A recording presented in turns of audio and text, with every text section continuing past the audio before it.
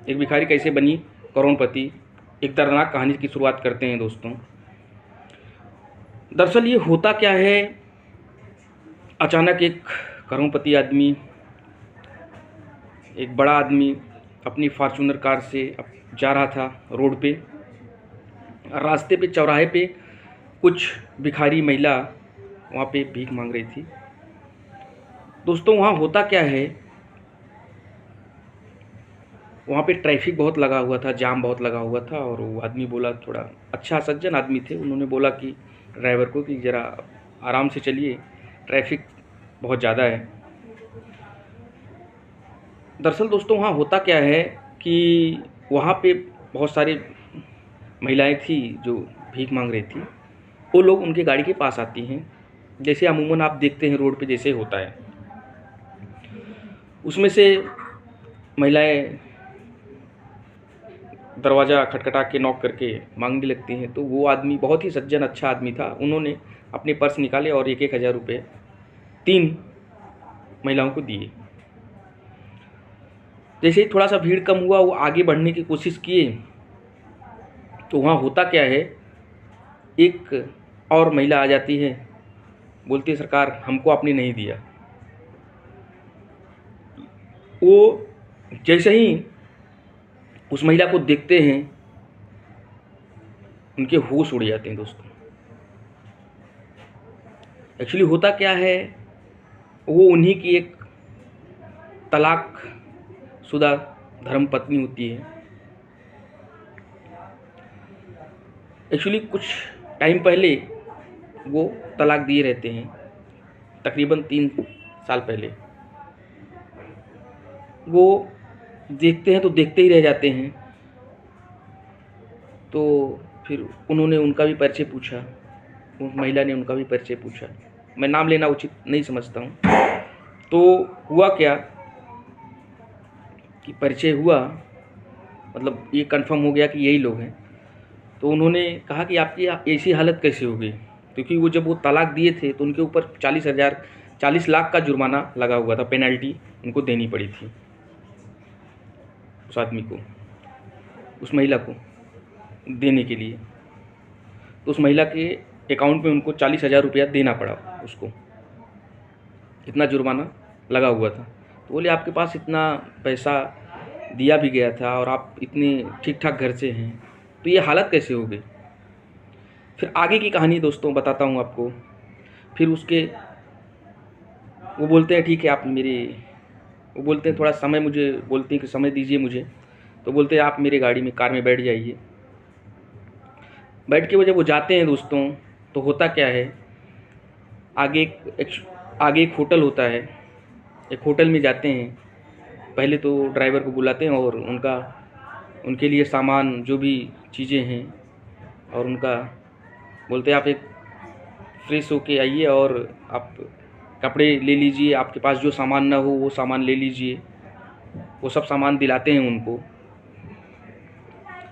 और वो सब दिलाते हैं। और एक्चुअली उनको जाना होता है एक ज़रूरी मीटिंग में, किसी काम से वो दिल्ली जा रहे थे एक ज़रूरी मीटिंग के लिए। तो ये सब चीज़ें होती हैं और बातें थोड़ा बहुत होती हैं। वो बोलते हैं कि समय थोड़ा कम है, एक काम कीजिए आप अपना पता, अपना एड्रेस दे दीजिए, बस उस एड्रेस पे, उस लोकेशन पे मैं आ जाऊंगा और मैं अपना ज़रूरी काम करके आता हूं, तो फिर आपको मैं मिलता हूं। अब वो जाते हैं अपने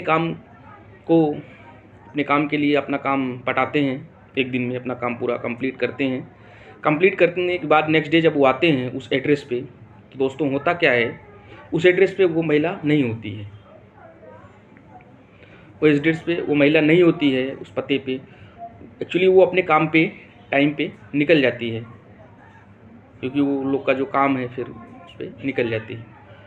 वो महिला अपने काम पे निकल जाती है। फिर वो जाके, एक्चुअली उनको पता नहीं था, तो फिर वो जाके वही चौराहे पे, वही रास्ते पे ढूंढते हैं। एक्चुअली वो आदमी अच्छा था, बहुत ही सज्जन आदमी थे।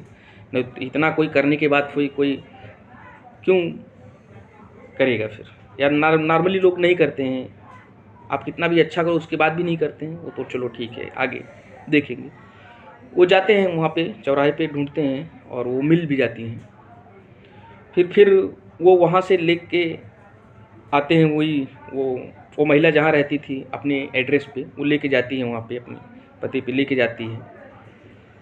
वहाँ जाते हैं, बातचीत होती है, वो जाते हैं उस एड्रेस पे, उस कमरे में, उस रूम में।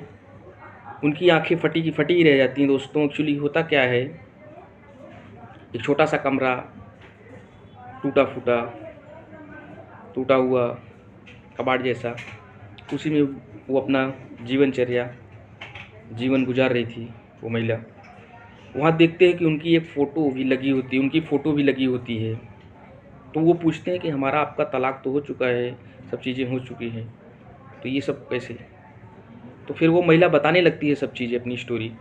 वो बताती है, दरअसल हमारा आपका तलाक मैं नहीं चाहती थी, लेकिन हमारे घर वाले, एक्चुअली उसमें एक सबसे ज़्यादा रोल अदा करते हैं, सबसे ज़्यादा रोल निभाते हैं उसके जीजा रहते हैं। फ़ायदे के लिए, सब पैसे के लिए एक बहुत बड़ा रोल वो निभाते हैं। जब इसको ये पैसा मिलता है 40 लाख रुपए, तो उसके माँ बाप, उसके जीजा, वो सब पैसा धीरे धीरे ले लेते हैं, धीरे धीरे खा जाते हैं, इसको ज़मीन दिलाने के नाम पे। बोलते हैं ऐसे अभी शादी आपकी होगी नहीं, क्योंकि एक बार शादी आपकी हो चुकी है, तो आपको एक घर बनाना पड़ेगा, प्रॉपर्टी लेनी पड़ेगी, जगह ज़मीन लेना पड़ेगा। वो ये जगह ज़मीन लेती है, घर बनाती है, लेती है, और उसमें वो लोग ज़्यादा पैसा ले लेते हैं। फिर बाद में वो बहुत परेशान हो जाती है। किसी के पूरा पैसा हो, धीरे धीरे वो लोग ले ही लेते हैं। और इसका एक भाई भी था छोटा, वो भी साथ में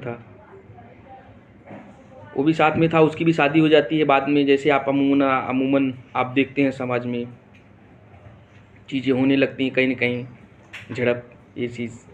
जब आपके पास कुछ पैसे नहीं हैं, आपकी बहुत सारी मजबूरियां हैं, लोग उसका फ़ायदा उठाने लगते हैं। तो कहीं ना कहीं चीज़ें हो रही थी। उसके घर वाले निकाल दिए उसको, क्योंकि उसके पास अब पैसा था नहीं। जीजा के पास जाती है, वो भी बोलते हैं कि भाई हमारे पास कोई चारा नहीं। और उसके बाद वो मजबूरन निकलती है ऐसे रोड पे, उसको कुछ महिलाएं ऐसे मिल जाती हैं, और फिर ये काम वो मांगने वाला चालू कर देती है। ये काम चालू कर दी, उन्होंने ये सब बताया, बोले ठीक है, ये सब सारी बातें। और फिर वो जाने लगते हैं, कुछ पैसे देते हैं, और वो बोलते हैं कि जो भी खर्चा आएगा महीने का आप मुझे बता दिया करो, वो पैसा आप ले लिया करो।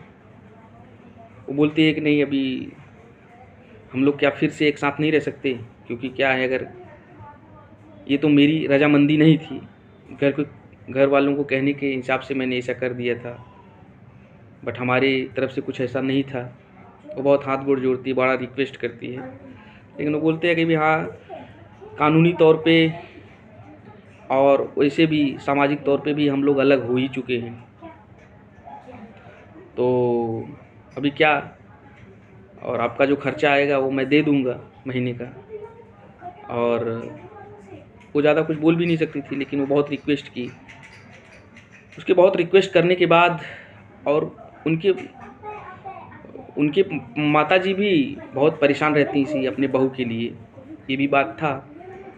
तो ये बहुत रिक्वेस्ट करने के बाद किसी तरह से ये अपने माताजी को फ़ोन लगाते हैं, क्योंकि वो भी बार बार बोलती थी कि हमारी बहू कहीं मिले तो ज़रा बात कराना। तो वो फ़ोन निकालते अपने जेब से और फ़ोन लगा देते हैं घर पे, और बात कराते हैं।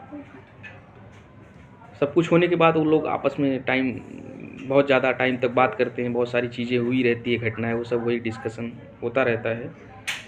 तो उनकी माताजी कहती हैं कि शाम का भूला अगर सुबह घर आ जाए तो उसे भूला नहीं कहते हैं। ठीक है, जो हो गया ठीक है।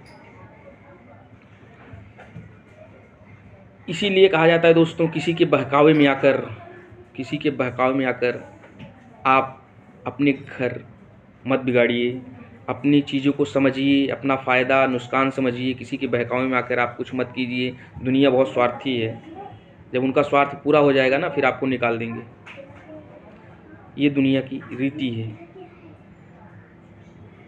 और ये घटना उत्तर प्रदेश की है दोस्तों।